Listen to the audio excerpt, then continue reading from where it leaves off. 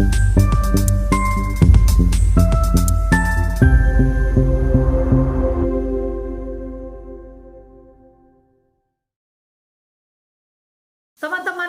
Shalom. Hari ini kita akan menyaksikan video mengapa orang-orang Islam banyak sekali yang murtad ataupun banyak sekali orang yang menjadi murtadin. Semoga video-video ini memberikan pencerahan ya. Islam kekuatannya dilemahkan oleh elit global. Saya baru tahu, oh ternyata Islam begini ya. Jadi kayaknya Islam itu kayak kaku banget sih. Banyak orang yang jadi malas ngaji gitu. Islam itu banyak polisinya gitu. Iya. Begini salah menurut yang ini, begini salah menurut yang ini. Jadi salah terus. Kadang-kadang udahlah gue ngapain sih gue di lingkungan dunia circle pengajian begini. Yang ada gue disalin melulu kan gitu jadinya. Nah sekarang ini gampang banget tengkar gitu ya.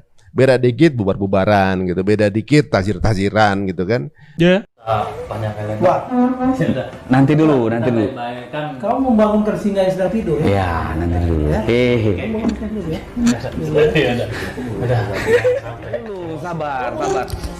Sabar dulu. Saya bisa seperti ini. Udah lagi Coba.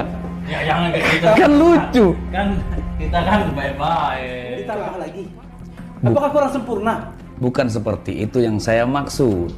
Untuk masalah kejayaan Islam, kita perlu jembatan, ya kan? Sedangkan di zaman Rasulullah saja banyak orang yang tidak taat kepada Allah dan Rasulnya. Apalagi di zaman sekarang. Artinya saya sedang mengislamkan orang Islam. Butuh wasilah. Sayyidina Muhammadin sallallahu alaihi wasallam. Jembatan kepada Allah Subhanahu wa taala itu butuh jembatan. Sayyidina itu kecintaan saya. Anda pasti punya kecintaan kepada bapaknya. Anda pasti punya kecintaan. Begitu banyak orang yang hari ini tersesat ya. Kalau ustaz-ustaz seperti antum ini. Nah, ini juga yang dipermasalahkan. Antum mudah sekali menyesat-nyesatkan orang. Ya kan mudah perkara itu kan. Ketika sesuatu itu kan jelas. Agama ini kan jelas. Iya. Agama ini tegas. Bukan keras. Itu benar. Ketika sesuatu itu tidak dicontohkan oleh Nabi SAW, maka sesat. Apakah Anda pikir dengan seperti Anda membentak seperti ini saya jadi gentar? Tidak. Tidak sama sekali. Saya bukan membentak. Saya menyampaikan sesuatu yang hak. Saya paham yang antum sampaikan, tapi dengar dulu penjelasan saya. Bagaimana antum ini menjadi sosok seorang ustadz tapi tidak mampu mengendalikan hawa nafsunya? Ingat, Rasulullah berdakwah tidak pernah dengan yang namanya kekerasan. Bil hikmah. Ya memang benar Rasul tidak dengan kekerasan. Tapi kita lihat apabila hari ini orang berbuat amal yang tidak dicontohkan oleh Nabi SAW, harus diam. Antum baru punya pengikut satu, sombongnya minta ampun. Ya kan? Istighfar antum kepada Allah. Boleh tanya sekarang? Sama Pak Ujang, coba tanya. Ya, kalau Pak Guru ini memang betul-betul bagus. Karena pendirian kita berubah, sikap kita banyak berubah. Kalau menurut saya Pak Ujang itu salah cari guru. Justru dia berada pada guru yang benar. Inilah kesalahan antum. Seharusnya antum itu tabayun, ya, mengenalkan dengan para alim ulama dulu. Anda merasa benar. Saya kesini juga tidak menyalahkan Anda. Kesalahan Anda cuma satu. Anda suka menyalahkan orang lain. Siapa yang menyalahkan? Oke. Saya menyalahkan. Kan? Ketika sesuatu itu tidak dibuat oleh Nabi SAW, itu kan pasti salah, perkara yang diada-ada. Antum pernah tahu dengan sejarahnya Sayyidina Bilal bin Rabah, ya, sahabat Rasulullah SAW. Terompanya sendalnya sampai ke surganya Allah karena amalan beliau yang sangat dahsyat. Salat sakrul wudhu yang dia lakukan. Dengar. Beda, kita dengan sahabat beda. Apa yang membeda? Sahabat langsung kepada Rasulullah SAW. Sahabat tidak membuat amalan yang menambah-nambah. Sementara kita tidak melihat baginda Rasulullah SAW. Banyak hari ini orang beramal tidak dicontoh oleh Nabi SAW. Kalau antum punya murid yang banyak, berapa banyak murid yang tersesat? Nah, ini kesalahan antum. Semudah sekali untuk menyesatkan orang, mengkafir-kafirkan orang lain. Itulah letak kesalahannya. Saya tidak mengkafirkan maupun menyalahkan. Namun kan ini kan kemungkaran. Sekarang saya tebak. Kemungkaran. Sekarang saya tebak. Kemungkaran. Dengar. Antum sudah terbawa emosi. Sabar, seorang dai masa emosian? Saya tidak emosi. Justru saya ingin meluruskan kesesatan itu. Nah, di mana letak kesesatan saya? Antum harusnya beristighfar kepada Allah SWT.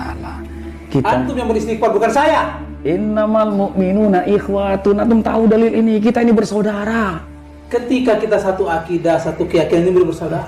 Tapi ketika kita ini tidak mengikuti apa yang dicontohkan Nabi SAW, apakah bisa dikatakan saudara? Itulah pentingnya berwasilah. Saya bisa ke sini. Kalau nggak wasilah beliau, nggak bisa saya ketemu antum. Apalagi ketemu dengan Rasulullah. Kan seperti itu kan? Bener nggak? Ayo tidak. coba ngomong ya. Pokoknya tidak. Nanti dulu, sabar. Sabar dulu. Saya bisa seperti ini. Saudara kita. Coba. Ya jangan kayak gitu. Kan lucu. Kan kita kan baik-baik. Bukan. Kalau kita datang hanya untuk Ya, saya ingin meluruskan kepada umat. Ini di media loh, ya kan? Beberapa video yang kemarin pun saya sudah tonton. Banyak umat ini mengetahui semua. Jadi jangan sampai umat ini tersalahkan dengan apa yang antum ucapkan itu. justru ucapan saya ini agar umat ini jadi benar, jadi tahu. Tapi dengan nafsu. Mana yang benar, mana yang salah. Masa dengan nafsu? Ya, bahwasanya di dalam hati, coba bawa sifat Rasulullah dalam diri Anda. Sifat Rasulullah SAW tidak pernah mendakwahkan itu dengan kekerasan, dengan yang namanya nafsu segala macam. Kalau Anda membawa dakwah dengan hikmah, nggak mungkin Anda cengkeweng saya seperti ini. Malu kita seorang dai kok seperti itu. Ya kalau antum tidak berbicara seperti itu, saya kan tidak akan lakukan itu. Tapi emang harus seperti itu ketika Ya untuk ketika melawan. sesuatu yang mungkar, maka kita harus lakukan. Walaupun dia saudara kita se-Islam. Walaupun saudara Islam ketika dia mungkar, Sekarang saya tebak dulu, Anda ini orang Wahabi pasti.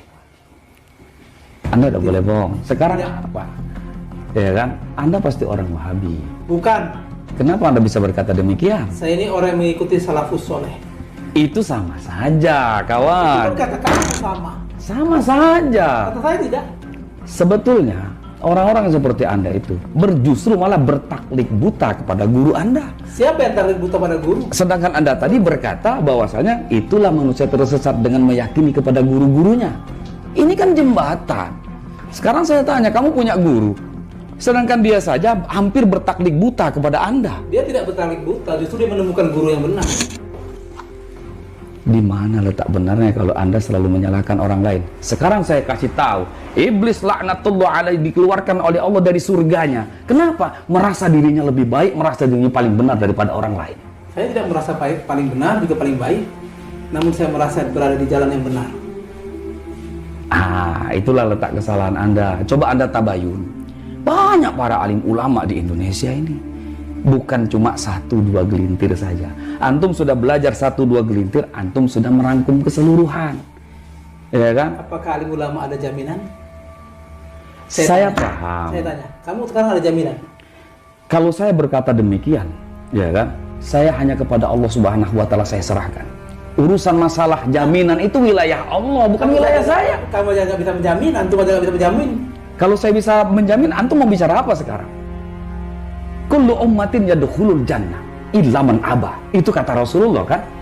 Seluruh umat pasti masuk surga. Ketika saya ajak mereka taat kepada perintah Allah, berarti kan mereka masuk surganya Allah. Kamu sudah mengkotak-kotakkan si A, B, C, D, E. Saya tidak mengkotak-kotakkan. Nah, kan yang masuk ke dalam surga ini mengikuti baginda Nabi SAW. Ketika tidak ikut, apakah dia akan ikut masuk ke surganya Allah Subhanahu Wa Taala? Ngobrol sama antum ini kayaknya nggak bisa dengan yang namanya model seperti ini. Antum itu saklek, berpikirnya dengan satu titik seperti itu. Jadi saya tidak berpikir satu titik. Pokoknya saya mengikuti manhaj salafus soleh. Inilah yang benar. ya itulah Ini jalan yang Wahabi. harus kita ikuti. Inilah jalan yang harus kita ikuti. Bertaklid buta itu namanya, saudaraku. Kalau saya menyarankan, Ini murid Ustaz ini. bukan, tapi mereka adalah saudara seperjuangan saya. Saya merasa di sini terpanggil ya kan, dengan apa edukasi yang antum sampaikan. Menurut saya, walana a'maluna walakum a'malukum, bagi kami amalan kami, bagi kamu amalan kamu. Itu kan kata kamu. Iya, Itu kata kamu. Apakah hanya bisa membiarkan orang yang beramal tidak dicontohkan Nabi Sallallahu Alaihi Wasallam? yang seperti apa yang Anda maksud? Coba Anda jelaskan dulu, apa saja yang kami tidak pernah mengamalkan sesuatu yang tidak diajarkan Rasulullah. Banyak. Tadi antum bilang wasilah. Satu. Lalu banyak lagi amal seperti tahlilan, yasinan, lalu ziarah ke makam-makam wali. Jelas Wahabi, masa masih nggak mau ngaku? Ya kan gitu. Jelas-jelas Wahabi kok. Anda bertaklid buta kepada si Abdul Wahab, ya kan? Bertaklid buta kepada guru. Udahlah, gak ada guna. Emosi Bapak ini, Masya Allah. Udah, kan gak ada guna bicara dengan orang bodoh. Nah kan, mudah sekali Anda berbicara demikian. Anda mondok di mana, saya tanya? Pernah mondok nggak? Apakah sahabat mondok? Iya betul, kebetulan dengan adanya di pondok inilah meniti ilmu yang betul-betul mengajarkan Islam yang sempurna. Saya mondok, saya tahu ilmunya. Mungkin Anda nih, mungkin belajarnya cuma buka-buka di YouTube aja ya kan? Wali YouTube Anda itu. Islah, coba beristighfar kepada Allah Subhanahu wa Ta'ala.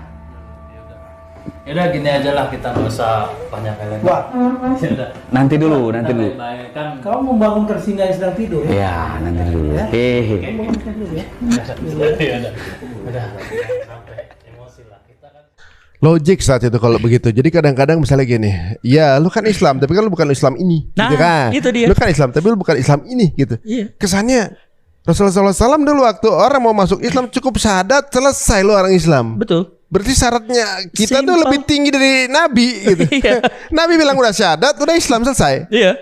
Tapi sekarang ya lu Islam, tapi lu Islamnya yang ini ya gitu Iya. ibaratnya. Harusnya kalau nggak yang ini enggak, berarti syaratnya itu lebih berat dari syaratnya Nabi gitu Betul. ibarat. Harus ada pembeda seolah-olah. Emang apa di-create itu sesuatu pembeda supaya Islam itu nggak. Persen zaman dulu mau beda, akhirnya diskusi Ya, ya, dan- sama aja gitu kan. Dan dipecah belah yang Heeh. tadi tuh Sunokur Gronje itu. Heeh. Jadi Nggak, maksudnya di masa sebelum itu, di masa sahabat segala macam kan pasti beda juga mereka. mereka beda. Tapi mereka sepakat untuk gak sepakat, dan maksudnya mereka tuh Iya. masih tetap bersatu gitu sebagai Islam gitu ya. Mereka bersatu. Jadi mereka itu beda pendapatnya luar biasa. Bahkan perbedaan pendapat di depan Nabi itu berdebat sampai kalau misalkan Umar main fisik di depan Nabi itu pernah kejadian. Umar narik Amr bin As itu sampai lehernya kecekek itu di depan Nabi itu pernah kejadian kayak gitu. Gara-gara mereka berbeda pendapat. Tapi kan kata Nabi ya, gak usah kayak gitu. Umar dia juga benar gitu. Lah pendapat saya benar nggak? Benar. Jadi di zaman Nabi itu banyak para sahabat yang dibenarkan walaupun mereka berbeda pendapat gitu. Anda benar. Lah yang benar sebenarnya siapa? Yang nggak apa-apa karena kebenaran itu tidak satu variabel gitu. Yang jadi masalah yang merasa yang dia bilang itu paling benar, yang lain salah gitu. Iya. Baik, teman-teman semuanya. Jadi kadang-kadang hal-hal simpel yang kita pikir kok sebelumnya kalau kita nggak berpikir seperti ini, jadi kayaknya Islam itu kayak kaku banget sih. Banyak orang yang jadi malas ngaji gitu. Islam itu banyak polisinya gitu. Iya. Begini salah menurut yang ini, begini salah menurut yang ini. Jadi salah terus. Kadang-kadang udahlah gua ngapain sih gua di lingkungan dunia circle pengajian begini. Yang ada Iya. gua disal-salin melulu kan gitu jadinya. Nah, sekarang ini gampang banget tengkar gitu ya. Beda dikit bubar-bubaran gitu, beda dikit tazir-taziran gitu kan. Ternyata itu adalah sebuah rencana bukan rencana ya, itu bagian dari mungkin observasi mereka untuk menemukan celah di mana ada titik lemah yang bisa terjadi untuk bisa bikin berpecahnya kaum muslimin. Yang menjadi masalah adalah kenapa berpecah kan gitu. Iya. Kenapa kita mau? Kenapa mau gitu. Iya. Nah, tapi sekarang kayaknya kita begitu tajam lidah kita untuk sesama muslim gitu. Iya. Kadang-kadang kita lebih akrab dengan yang berbeda sekalian. Iya. Tapi yang sama malah kita tajam banget gitu kan. Iya.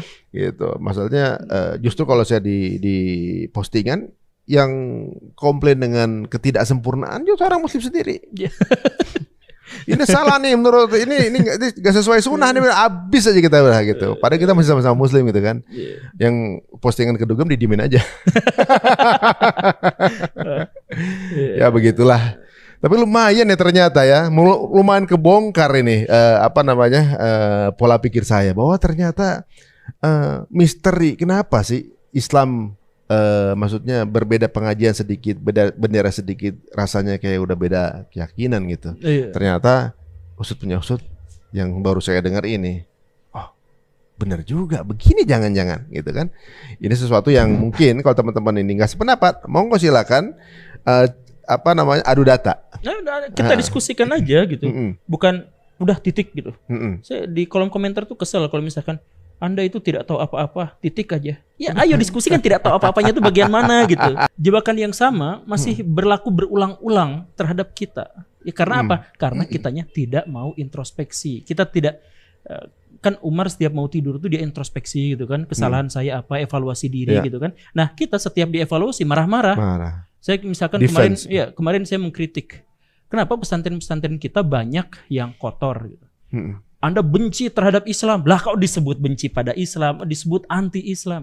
Kan saya bilang bahwa pesantren itu simbol atau bawa nama-nama Islam. Karena bawa simbol dan nama Islam berarti dia harus bersih, dia harus mencerminkan Islam yang baik.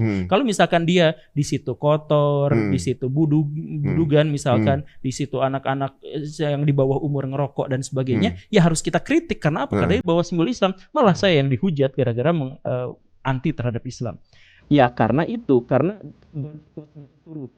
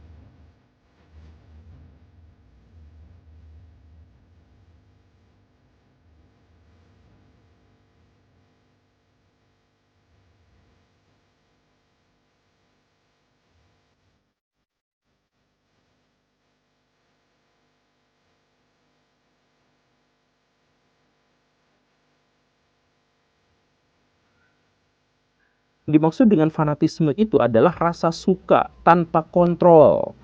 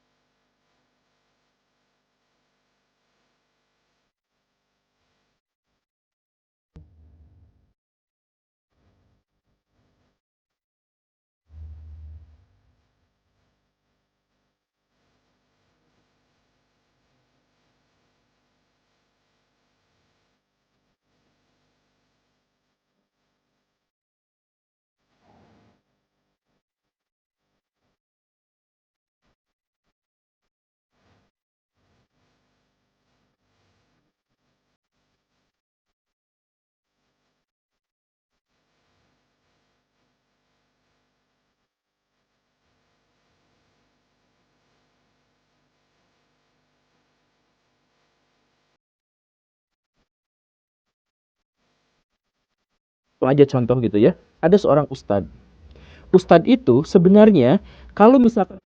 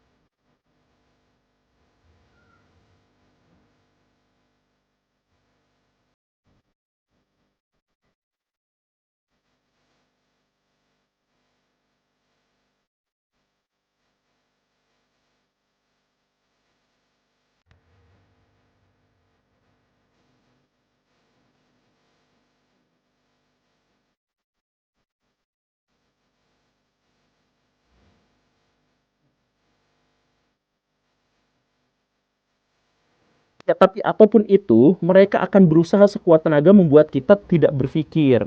Jadi, jangan sampai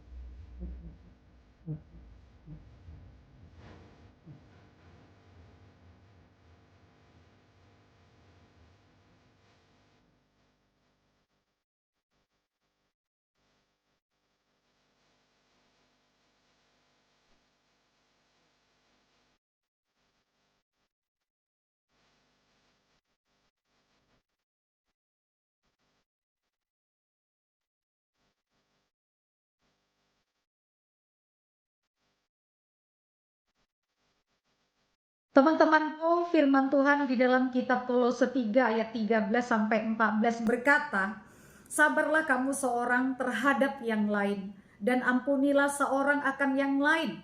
Apabila yang seorang menaruh dendam terhadap yang lain, sama seperti Tuhan telah mengampuni kamu, kamu perbuatlah juga demikian.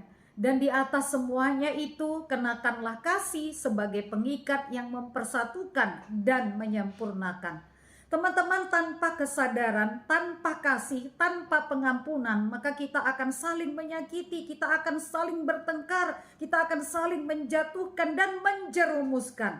Tetapi jika hidup kita ada kasih, ada pengampunan, dan juga ada kesabaran, maka kita akan hidup berdamai dengan semua orang dan kita akan menjadi berkat. Dan apapun yang kita beritakan, apapun yang kita sampaikan, kita khotbahkan atau kita ceramahkan akan didengarkan, akan diteladani dan akan diikuti oleh jemaah yang mendengarkan kita berkhotbah.